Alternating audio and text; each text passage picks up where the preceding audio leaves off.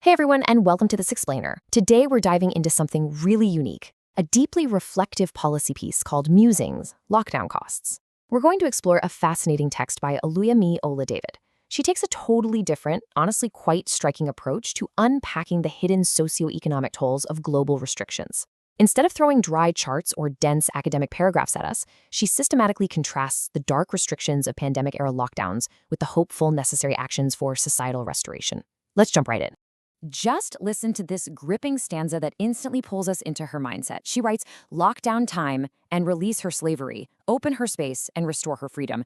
Right off the bat, she brilliantly contrasts the heavy burden of restrictions with the liberating actions required to fix things. By framing time as something that can literally be locked down, she highlights how restricting our normal flow of life inadvertently breeds this form of captivity or slavery. But, she doesn't just leave us sitting there in the dark. The immediate pivot is to the solution: open her space. It's a powerful opening statement that sets the stage for her entire analytical framework. She's showing us that every restriction has a direct consequence, and every act of openness has incredible restorative power. Before we break down the rest of her structural poetry, we really need to establish exactly who is guiding us here. Oluyemi Ola-David is a prominent Nigerian thought leader and policy influencer. In her own words, she declares, "I am a Nigerian and I love people."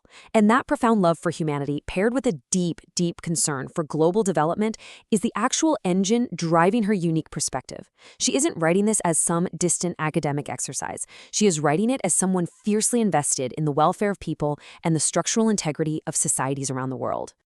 To really get where she's coming from, let's look at her specific focus areas.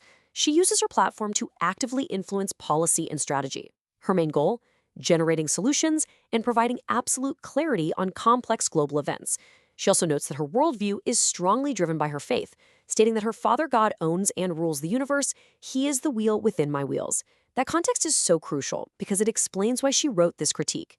She's looking at global restrictions not just as a temporary health measure, but through the much wider lens of long-term global development, enterprise, and how our society is fundamentally structured.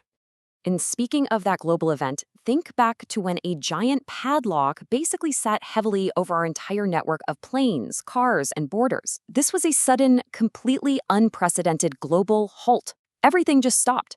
It was literally like pulling the emergency brake on a speeding train. Her core argument throughout this piece is that this massive pause wasn't just a simple freeze frame in time. No, it had massive, deeply embedded costs across every single layer of society.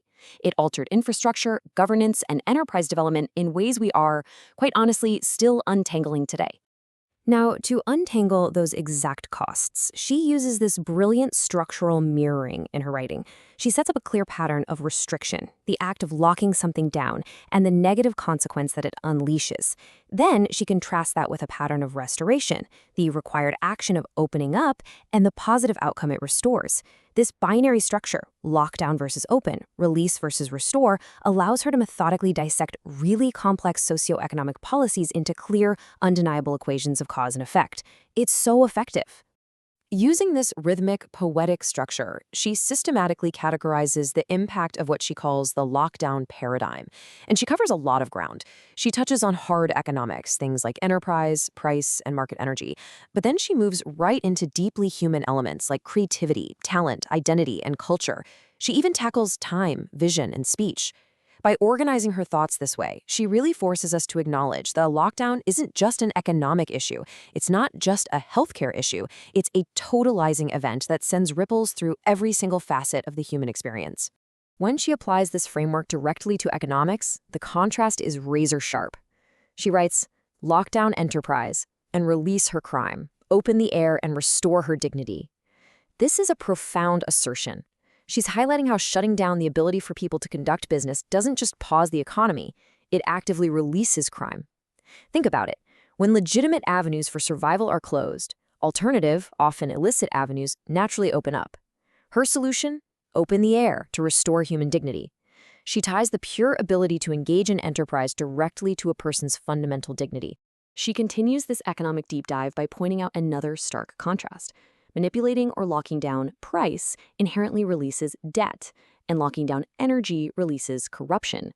It's a really fascinating look at how restricting natural market forces creates these systemic pressure points that eventually just burst into negative consequences. Conversely, opening streams and opening doors naturally restores markets and progress. The implication here is crystal clear. Excessive restriction breeds socioeconomic dysfunction, while openness facilitates natural, healthy market dynamics. So, what exactly is the core mechanism she's critiquing here? It's what she defines as the lockdown paradigm. She argues it isn't just a neutral pause button for society. It's a highly structured restriction that inadvertently acts as a catalyst for major negative shifts. Based on her analysis, this paradigm breeds chronic issues like unemployment, it deepens inequality, and it forces a systemic idleness that literally robs communities of their vital energy. It is a paradigm of unintended but incredibly severe consequences. But she certainly doesn't stop at economics. Moving beyond the financial numbers, we find a deeply human toll. She explores how these policies fractured the human spirit itself. She states, lock down identity and release her insecurity, open her diversity, and restore her unity. By isolating people and stripping away our normal avenues of social connection, she suggests that locking down our identity breeds widespread insecurity. Makes sense, right? We lose our sense of self when we lose our community. Her proposed restoration is to embrace and open up our diversity, which, paradoxically, is the exact thing that restores our collective unity. She argues, so compellingly, that restricting cultural and creative expressions has a deeply corrosive effect. Locking down creativity leaves us with this unfulfilled craving. Locking down culture breeds falsehood, which likely alludes to how isolation breeds misinformation and a total loss of shared truth. Locking down the ladder of upward mobility releases a massive wave of anxiety as people feel trapped with no path forward. And perhaps most poignantly of all, she claims that locking down speech simply releases noise, a chaotic environment where true communication is totally lost, replaced by an unstructured din.